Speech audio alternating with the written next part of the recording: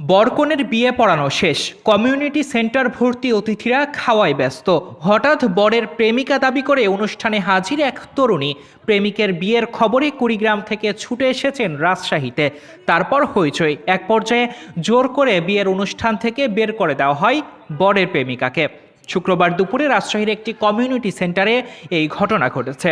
অপ্রীতিকর ঘটনা এড়াতে ছুটে আসেন পুলিশ। ওই তরুণী জানিয়েছেন তার সঙ্গে প্রতারণা করা হয়েছে।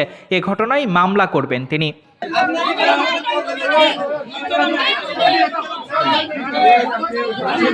বিয়ের অনুষ্ঠানে ছুটে আসা তরুণীর দাবি, কলেজ জীবনেই প্রেমের সম্পর্কে জড়িয়েছিলেন তারা। কলেজ শেষ করে তারা ঢাকায় একসঙ্গে ছিলেন। 2021 সালে ওই তরুণ তাকে বিয়ে করেছেন, যদিও বিয়ের কোনো কাগজপত্র দেওয়া হয়নি তাকে। তিনি জানান, ঢাকা থেকে চলে আসার পরে ধীরে ধীরে যোগাযোগ কমিয়ে দেন ওই তরুণ। সম্প্রতি তিনি জানতে পারেন তার বিয়ের প্রস্তুতি চলছে। বিয়ে ঠেকাতে তিনি ওই যুবকের বাড়িতেও যান, কিন্তু দুর্ব্যবহার করে তাকে বাড়ি থেকে তাড়িয়ে দেওয়া হয়। শেষমেশ তিনি বিয়ের অনুষ্ঠানেই ছুটে এসেছেন। তবে বিয়ের পিঁড়িতে বসা যুবকের চাচা ও খালুর দাবি, ওই তরুণীর উদ্দেশ্য ভালো নয়। তিনি বিয়ের প্রমাণ দেখাতে পারেননি, তাদের বিব্রত করার জন্য বিয়ের অনুষ্ঠানে ছুটে এসেছেন।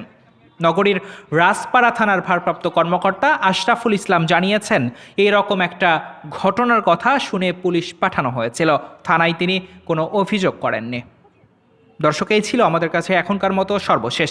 পরবর্তী সংবাদ পেতে চোখ রাখুন আমাদের নিউজ টিভি বাংলার ফেসবুক পেজ এবং ইউটিউব চ্যানেলে। এতক্ষণ আমাদের সাথে থাকার জন্য ধন্যবাদ সবাইকে। কেন ওর সাথে আমার অনেক কথাবার্তা, অনেক কিছু হয়। তারপরে সে বাসায় চলে যায়। যাওয়ার পরের দিন ও আমাকে বাসে উঠাই দেওয়ার জন্য আসে। পরে দেখুন আমরা কথাবার্তা বলি।